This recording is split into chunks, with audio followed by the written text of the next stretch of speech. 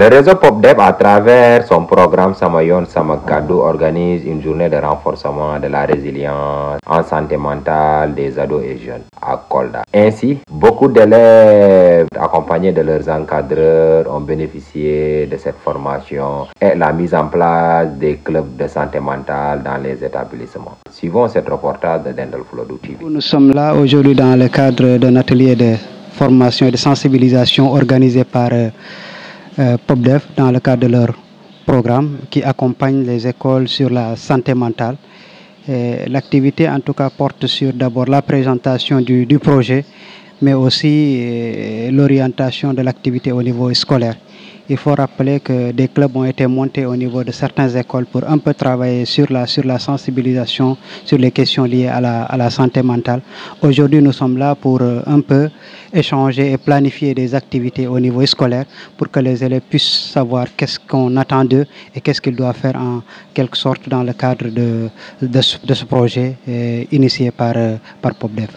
Effectivement, parce que l'approche même de PopDev est une approche innovante. L'approche porte sur la prévention. Et pour nous, c'est ça qui est très important. S'il y a ces problèmes qui gangrènent l'école, l'approche de partir d'identification de ces problématiques, mais aussi d'apporter des solutions en amont avant que le problème ne se manifeste, pour moi, c'est très important.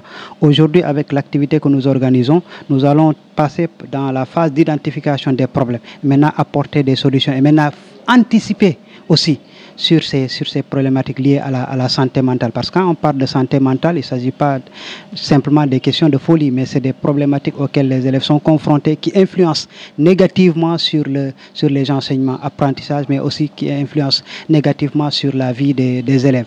Donc le projet, à mon avis, vient à son heure, parce qu'il va anticiper au fait sur ces problématiques. Les élèves seront outillés pour qu'ils puissent être des relais importants pour le projet au niveau scolaire, pour que leurs camarades, leurs pairs puissent être sensibilisés, pour qu'ils anticipent au fait sur ces problématiques. Et ça pourrait peut-être porter des résultats importants dans le cadre des enseignements, apprentissages. Pour moi, tous les problèmes auxquels nous sommes confrontés, comme vous l'avez dit, des problèmes liés à l'utilisation de certaines drogues au niveau des écoles, tels que ce que l'on appelle le gains et tout ça, je pense que le club va jouer un rôle important pour des plaidoyers, notamment au niveau des écoles, mais aussi au niveau communautaire. Parce que beaucoup de comportements aussi, les élèves les tirent de la communauté et les amènent vers l'école. L'école n'est pas un élément à part, à côté de la communauté. Mais tous les élèves viennent d'une communauté. Donc c'est dans nos communautés que certaines pratiques même sont vulgarisées et ce sont ces pratiques-là qui sont transférées au niveau de l'école. Donc le rôle de ces clubs, c'est de sensibiliser les élèves au niveau de l'école,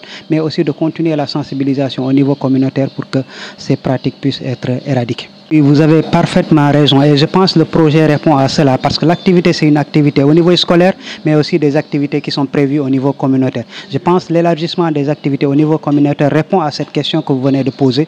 Maintenant, comment au niveau communautaire, notamment pendant les vacances où les élèves parfois ne s'occupent pas, mais ils sont obligés de s'occuper de manière inutile ou bien de manière négative. Donc c'est pourquoi il faudra aussi développer au niveau communautaire des activités d'occupation positive, d'occupation utile pour les enfants. Ne leur laissons pas seulement être dans la communauté pendant les vacances sans occupation utile. Et je pense en faisant ces activités-là, il faudra que les parents aussi, que les jeunes aussi au niveau communautaire puissent aussi mesurer le pour et le contre de ces activités-là. Quelles sont les activités qui ont un impact négatif et quelles sont les activités qui ont un impact positif. Privilégier les activités qui ont un impact positif parce que vous avez parlé un peu du Kankourang, c'est important, c'est une culture, des valeurs qui sont véhiculées à travers cette culture, mais la manière dont nous, en tout cas, nous transformons cette bonne culture, cette belle culture en effet négatif, c'est ça, le combat doit être à ce niveau-là. Sensibiliser les jeunes pour leur dire qu'ils sont en train de déroger aux pratiques culturelles qui sont autour du Kankourang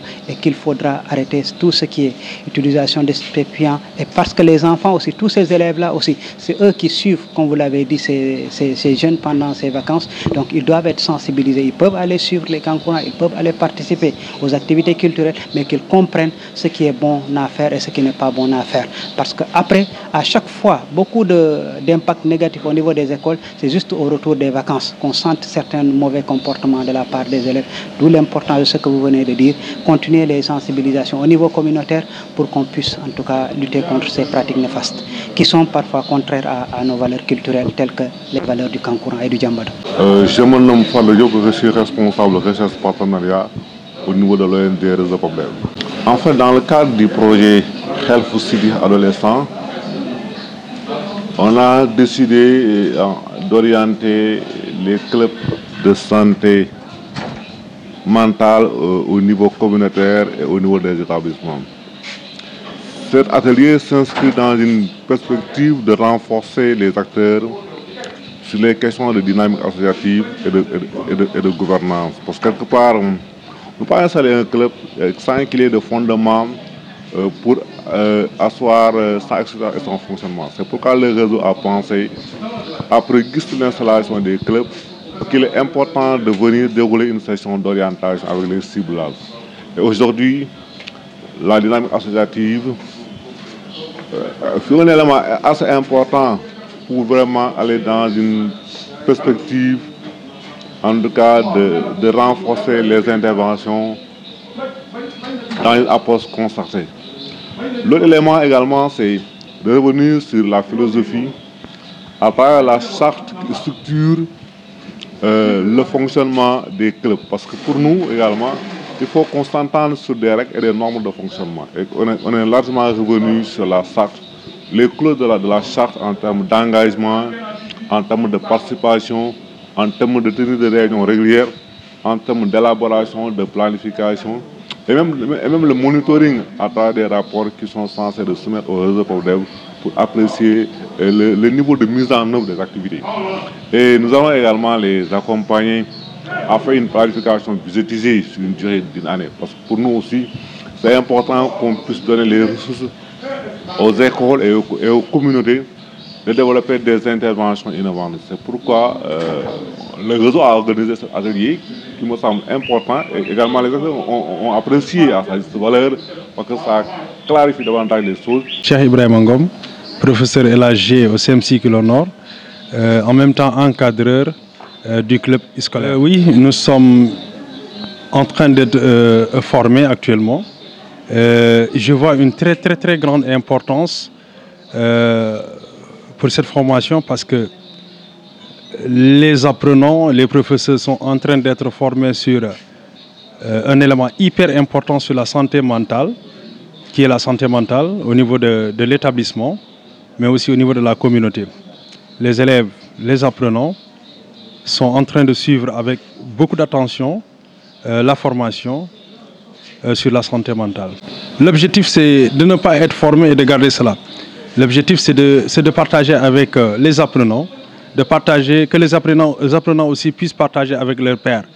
Parce qu'il y a énormément de difficultés dans les établissements qui peuvent être palliées, qui peuvent être jugulées à travers ces formations et ces partages et des journées de sensibilisation.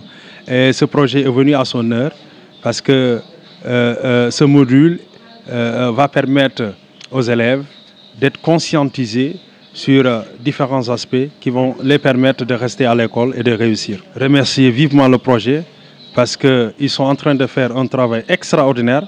Parce que comme je l'ai dit à l'entame de mes propos, nous sommes à la première phase de formation et d'autres formations sont prévues avec ce projet. Ce qui est sûr et certain, beaucoup d'élèves seront touchés et ça va se répercuter sur les résultats au niveau scolaire et ça va les permettre de rester à l'école et de réussir.